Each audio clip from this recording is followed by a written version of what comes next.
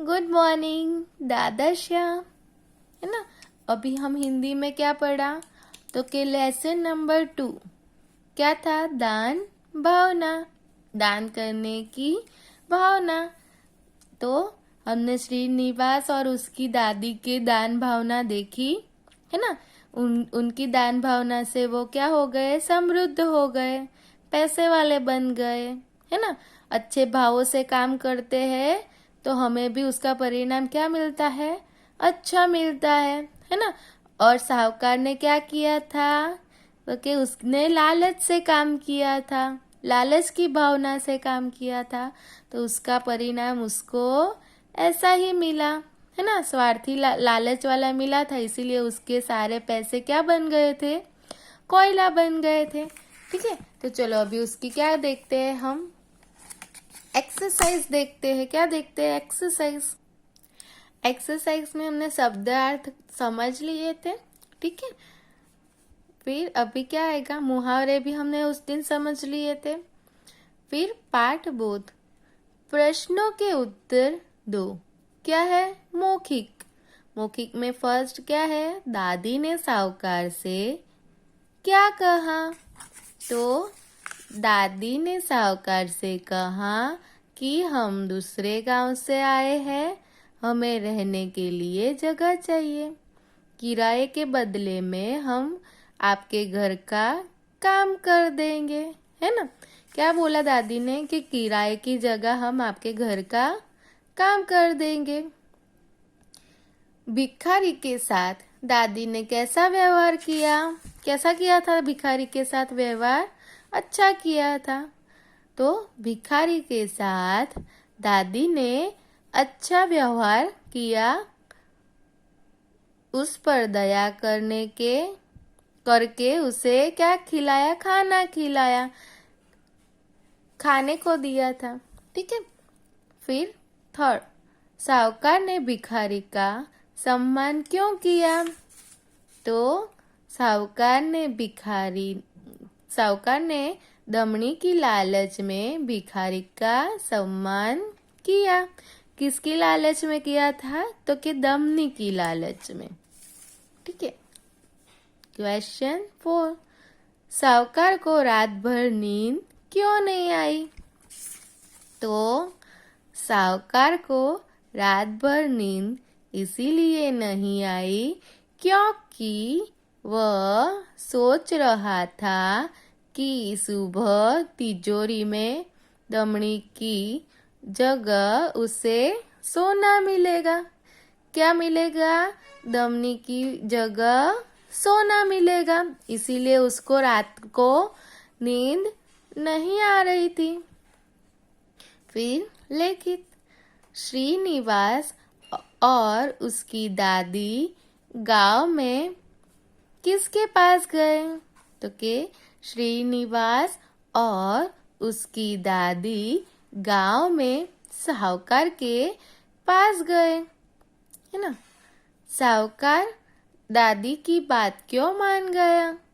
तो साहूकार ने सोचा बिना दाम के 2 मजदूर मिल रहे हैं, इसीलिए वह दादी की बात मान गया, है ना। क्यों मान गया? कि किसी को पैसे नहीं देने हैं, ऐसे ही काम हो रहा है, तो दादी की बात वो मान गया। भिखारी ने दादी को क्या दिया और दादी ने उसे कहाँ रखा? तो भिखारी ने दादी की हथेली पर एक दमनी रखी। दादी ने उसे एक संदूकची में रख दिया। दादी और पोता बड़े किसान कैसे बने? तो कि दादी और पोते ने सोना बेचकर मकान बनाया, जमीन खरीदी, बैल खरीदे और बड़े किसान बन गए, है ना। जो दमनी से सोना बन गया था, है ना, जो संदूकची में दमनी रखी थी, तो वो संदूकची में क्या हो गया? दमनी की जगह सोना हो गया। तो वो सोना बेचकर उन्होंने मकान बनाया, जमीन खरीदी, बैल खरीदे और बड़े किसान बन गए। तिजोरी खोलने पर साहूकार ने क्या देखा? क्या देखा था? तिजोरी खोलने पर साहूकार ने देखा कि उसमें रखा धन कोयला बन गया है ना। उसकी दानत अच्छी नहीं थी, इसीलिए वो दमनी ने क्या किया, उसको अपना कर्म दिखाया। तो सारा जो धन था वो क्या हो गया, कोयला हो गया। उसको धन की लालच थी, इसीलिए ये उसका परिणाम मिला। फिर सही उत्तर पर सही का निशान लगाओ। अंत में साहूकार समझ गया कि क्या समझ गया, यह सब करनी का फल है ना। वो अंत में समझ गया था ना कि यह सब करनी का फल है, तो ये राइट आएगा। फिर यह सब दादी और पोते ने किया है, उसको ऐसा लगा तो कि नहीं। यह भिखारी की चतुराई है तो नहीं, क्योंकि लास्ट में तो साहूकार समझ गया था कि उसकी करनी का ही फल है। चित्र देखकर शब्द लिखो। साहूकार अपनी तोन फुलाए कुर्सी पर बैठा था। दरवाजे पर पटेहाल एक भिखारी आया। दादी ने दमनी संदूकची में रख दी।